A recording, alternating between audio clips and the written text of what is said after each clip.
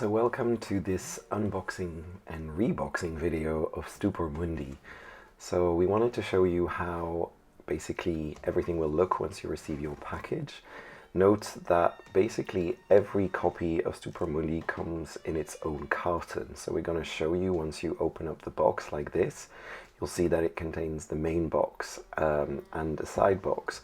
So you can flip it around like we're doing here. It's up to you, but basically, yeah, the easiest we think is doing it this way. And so you'll see that both boxes are protected by these foam pads on both sides. So there you go. If you just put it on the side, you can easily then get out both boxes. So the first box will contain all of the punch boards and the wooden and or plastic pieces. And then we have the actual game box itself. So now that you've unpacked both of this, you're pretty much ready to go. We're very happy to finally show you a video of the finished product. This is exactly how you'll be getting your copy. Now, every box and copy of Stupor Mundi Master Print comes with an extra cardboard box which contains all of the castle pieces and punch boards and everything that you need to complete your box. The reason why there is a separate box in there, so make sure you don't throw this away, is that if we wanted to have these components inside of this box, we would have created a pretty severe box lift, which, you know, when it's basically when the lid is wrapped a little bit higher than the bottom of the box, and then usually pressure can cause damage to the insert, so we wanted to avoid that. And we've been using this technique since Carson City, so we wanted to give you a bit of a guided tour. So inside this box right here, as you'll open it, you'll find a lot of components. So as you can see, this is the Baron edition. So this is the normal PVC version without the sun drop. It contains a smaller box with also a whole bunch of castle pieces and then all of the punch boards. So I'm gonna basically take everything out here first. So you will have a bag that contains all the walls, one with all the keeps, there you go, so that's number 2. Here you'll have a bag containing all of the towers, then we have all of the specialists and the ships, and then here is a bag containing the wooden pieces, so all of the grain and stone, and then the victory point markers of the different players, which are silk screen printed. Then we have the metal start player marker, which is this metal ring that you can wear if you're the start player. We have a whole bunch of cards as well. And then, moving this over for 1 second, you have all of the punch boards. So you'll have quite a bit of unpunching to do, but this is what is contained in the extra box. So I'm going to set that to the side for 1 second. And then, of course, we have the pièce de résistance, we have the main box. So here it is. I'm just gonna carefully open it up with a little X-Acto knife, just to the side. So you might have seen in some of the updates, so the side of the Master Print edition is always made to look like a book is basically slid inside this thick cardboard box. But because we had the expansion already included, it's made to look like both the base game and the expansion is included, which is the case. So it's the first time we've done this actually, and we think it looks really cool, so we hope you like it. I'm also going to show the back of the box like this. So our artist Maciek Janik made this really pretty backside of the box as well. We really like it. So yeah, we think you'll enjoy this very much. All right, but time to cut this open carefully. There you go.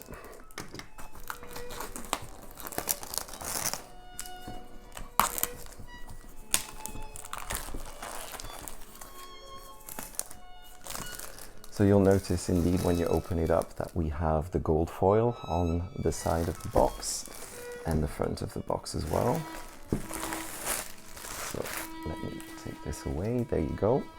So this is probably the thickest box we've ever done and likely will do for quite some while. And also wanted to show and zoom in a bit, but this is the inside of the box lid. So as voted by you guys, we put the art of the retail edition in here, which looks really, really nice. It's also very thick cardboard. We really like that. When you have a bigger box, we think it's actually really important to have like thicker cardboard for the box itself. It always gives that a very luxurious feel. So then we have one copy of the rule book in the language that you chose. It actually has, this is a first actually, where we've done a nice glossy linen finish on the rule book. So this contains all of the rules of the base game and the expansions. There you go. And at the back of the rule book, you have a list of all the icons in the game. So that's always a handy reference.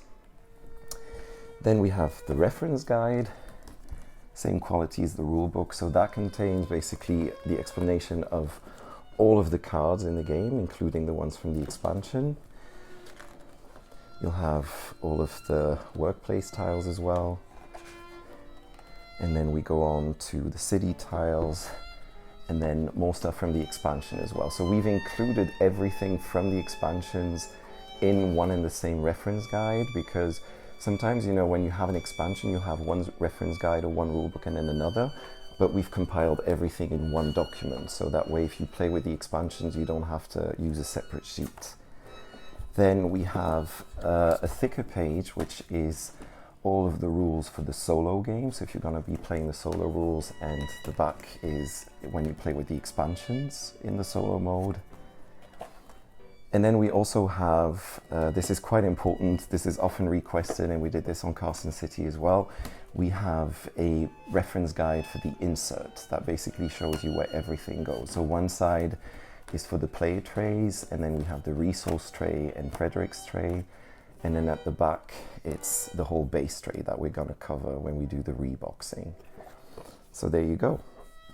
So inside the box, you will find 6 different trays. So this is the resource trays, which will contain the main resources. So you'll be needing this. This will be really handy for setup, because you can just place this next to the central board, and that will contain the different edicts and the resources, the money. So you have that nice on hand. Then we have the tray for Frederick, which will be your ally and also maybe competitor during the game. So he has all of his pieces in this one. So then next up we have the 4 player trays, and what is pretty cool is that the designer of the insert, so the way we've designed the lids, it actually holds the player boards that are in here. So every player will get, you know, their little set together with their player board. So a note about the player boards actually, and this could be really important. So they are double layered, but they're not glued together, because the problem is once you get to a certain width or size of a double layered player board and it's glued together, they tend to warp because the glue that holds it together will kind of, you know, pull the 2 layers of cardboard together. So the way we've done it is that it's simply like this and folded. And then I will show you guys real quick, but basically you will have to unpunch parts of the player board like this, so that you can make room for the different pieces. So as follows, and then you can simply keep it shut like this. If you want to, but this is not necessary, you can actually use a bit of glue or double-sided tape on these parts in some of the corners, so that it actually holds together at all times. But that is really up to you. That's something that you can decide on doing, yes or no. Like personally, I have used some double-sided sticky tape to keep them together, but again, it's not a must. You can perfectly keep them like this. Also, it's not a must, but again, it's entirely up to you. The pieces and even the cardboard pieces that will go into the player board are thicker than the top layer of the double-sided player board, so you'll be able to get them out really quickly. The other pieces going here will be wood and or PVC anyway, so that won't be an issue at all. But for the allies that you're going to put here, you don't have to worry about, you know, not being able to pull them out again. But so this is one example of a player board. And then we also have the player trays that we will show in a second, when we do the reboxing and we show you where everything goes. So there's 4 of them like this. So we've got the black one, we've got the green player, then we have the new red collar, because that changed a little bit if you remember the updates. And then finally the blue player section. And then up in here, you'll see you have the 4 different player aids. So every player gets one of these. They're actually in cardboard. We decided to make them a bit thicker because paper player aids tend to, you know, raffle, and you're gonna use this, you know, quite often as you play the game. Eventually you won't need it, but you'll be able to use it. Another nice little detail that you will notice, it's actually mentioned here on the side of the player aid, is that there is some purple and teal colored text throughout the player aid, and that refers to the 2 expansions that come in the game, because you've got the Postponed Crusade, and you also have the Imperial Structures. So as you're reading the game, so if you're not playing with the expansion, you just ignore the colored text, but if you're playing with the expansion, you follow the different colors. So that way also everything is kind of bundled in one go. And then we have the bottom tray, or the base tray. So that contains the central board. So this is the one, which is a 4-fold. There you go. Also, fun little detail, we put the artwork of the retail edition on the back. And so the front shows you right there, like this. Contains where everything will be held together. You'll have the edicts and the workplaces on here. And then further down we have the voyage board, which is folded in 2. So this one is probably one of my favorite things we've designed. It's really cool the way it's organized. But yeah, so you have one side for 3 and 4 players, and the other side is for 1 and 2 players. So there you go, that goes on top. And then we have the castle boards. So the castle boards, those are actually glued together. So they're double layer, but we did glue them together because, as you can see, you have different parts that are stuck in the middle. So and also the shape would make it impossible to have a folded one. But because of their size, actually these won't warp because they're not too wide or too high. So also a little side note, because some of you will receive them where basically the top layer has been removed like this, and you already see that it's double layered. However, the manufacturer also told us that to try and save some time at the very end, some of you will also get it, but with the top layer, which is not pre-removed, I want to say. So you can simply, I mean, it's different ways to do it. You can use a small knife to kind of pop them out.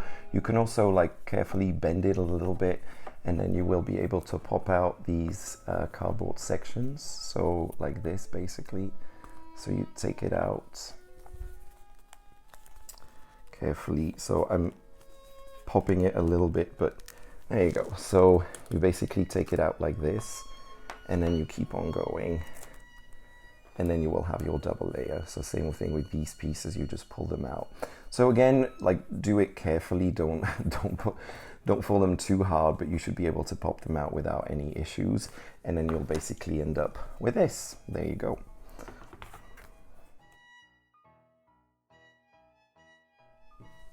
So now let's show you guys how you're going to rebox everything and where everything goes. Again, you have a guide that comes with the game that kind of shows you exactly what I'm going to show you now, but still, we think it's nice that you get to see how everything looks in this little video. So I'm going to start with the workplace tiles. So we're going to start right here. So you're going to be putting these over here like this together with the other workplace tiles, so that's the start. Then you're gonna have a whole bunch of allied tiles that we're going to place over here, all mixed. If you did get the mini expansion, so Fredericks Sons, these 2 tiles, you can also add them right here. If you don't have them, don't worry about it. It will not say as snug, but there will be plenty of room for everything. Then we have our little dummy allies. that are going to in the separate section, because you only need these when you play with 2 or 3 players. So these go over there. Then we have a whole bunch of city tiles, these guys.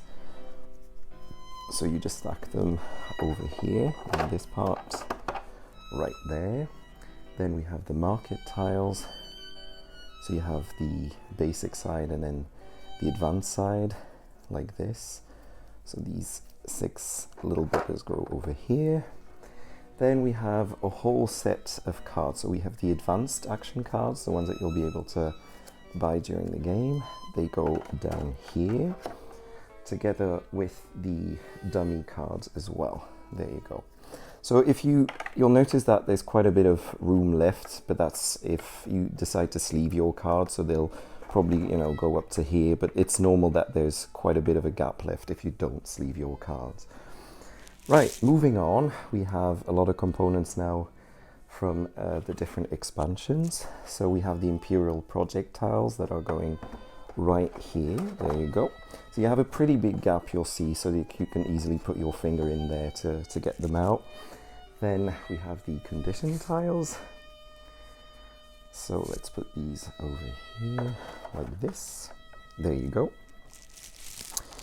Then we have a bunch of, there you go, projectiles. So we have a lot of castle pieces, so depending on what you're playing with, but the keeps go over here like this. There you go, you can squeeze them in. Then the other keeps from the Postponed Crusade go over here. Then we have the towers, oops, sorry,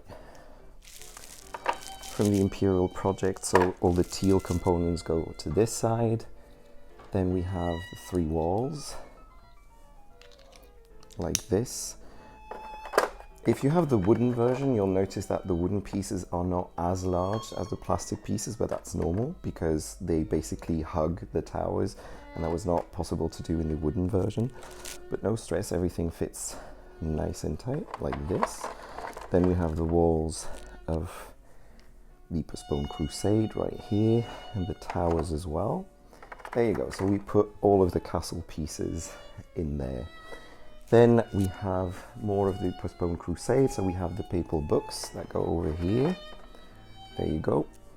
Then the papal ally mantles, the ones that can cover up the allies. You actually put them vertically like this in this section.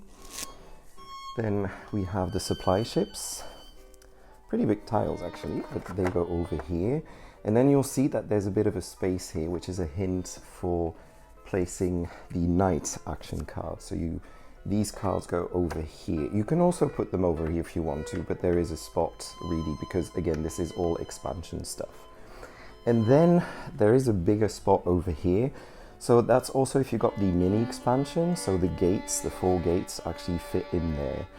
So if you didn't get the mini expansion, you can leave the space empty, but if you did, there you go, it fits right there. Then the next step is we are going to put the different crusade boards, so the 5 crusade boards over here, go into this section like this. Then we have the 4 castle boards. There you go, so they fit right here. Oops. Turning them right, there you go. And then we have the voyage board that you're going to put in this direction, like this, so fits nice on top. And then finally, we have the central board that fits and covers this up. So there you go. This is part 1 of reboxing the game, and now we're going to move on to the different player trays.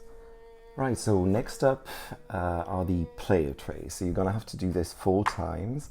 I've prepared all the pieces that go in there. I already pre-punched as well the player board, so that's something that you'll have to do. You'll have to remove all of these little cardboard parts of the punch board so that you have your proper setup for the player board. So let's start. We're going to put the walls in first. So the 5 different walls go in here like this. There you go. Then we have the keeps, so you can just play them like this. There you go. Then we have the keep cover tiles actually. So these will be used as a reminder of what the different keeps do once you build them. Then we have the 5 towers right this way. So again, it doesn't matter if you got the wooden version or the plastic version, both versions will fit nicely in there. So we really commend Blackmagic Inserts because they did a terrific job to make sure that both the plastic and the wooden components would fit in the same insert. So you can choose, for those who actually got the extra set of wooden pieces, you can choose indeed which one you want to use during setup. So there you go. We have the specialists over here and the ship goes into this location. And then here you have a little almost hidden compartment where you can put the block tile. So basically this will be blocking one of your action slots in the beginning, but you'll have to unlock it by building one of the keeps. You can also put one resource of each type in there. It's not a must, but it's nice because everybody starts with 1 grain and 1 stone anyways. And then you have your little VP marker that goes there. And then finally you have your cards. So same thing, if you decide to sleeve them, they will fit just perfect right there, and that's it. So that is 1 player tray. And then so you have a cover to make sure that everything stays nice and snug, and then you can just put the player board on top like this. And so this is it, and you do this 4 times and you're ready to go. So next up we have the tray for Frederick, which is kind of a virtual player that we'll be competing with and against. So he has a tray that's fairly similar to the player trays, but not quite. You'll see there's a few differences. So same as with the player trays, we have 5 of the walls right here. There you go. Then 3 keeps that go over here, followed by the towers. 1, 2, 3, 4, and 5. Then the ship is also placed here, as it is with the other trays. Then we have a specialist that fits in here. So one of the differences is that Frederick has his own sets of allies. So they go in here. That's a bit of a difference. And then a bit similar to the players as well, but you can already give him a cube of grain and stone and also a coin, because we'll be needing to track how much grain, stone and money that Frederick has. And then because you'll be competing against Frederick, if you play the solo mode, the solo cards go in here like this. And then same thing, you have a lid, but this time there's no player board because he actually uses the whole central board as his player board, let's say. There you go.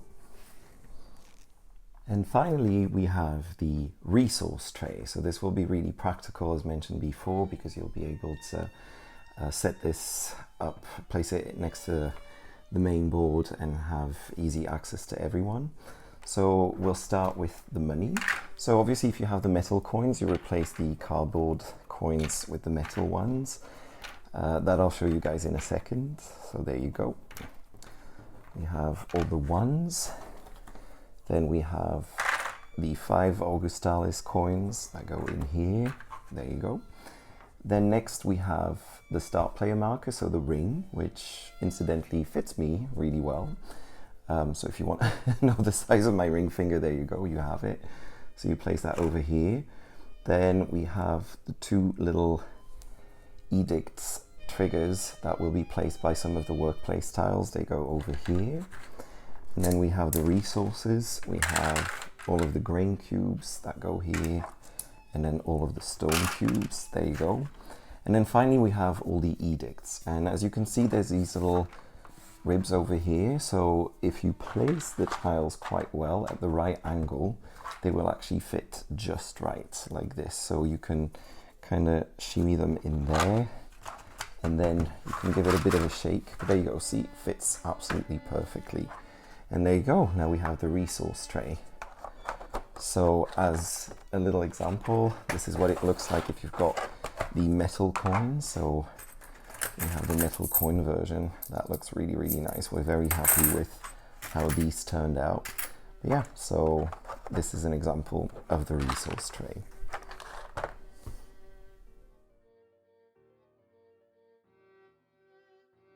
So there you go. Now it is the time for the final assembly. I mean, you'll see it's pretty straightforward. We've got the base insert with all of the components ready to go. So we're going to start by placing the player trays in there. The orientation doesn't really matter. I tend to usually place the player boards like this towards the middle, but really doesn't matter all that much. There you go. So the red player tray goes in there. There you go. And then finally we put the resource tray in, and then Fredericks tray. And as you can see, so we have these little notches here. It's actually perfect to fit the rule book, as you can see.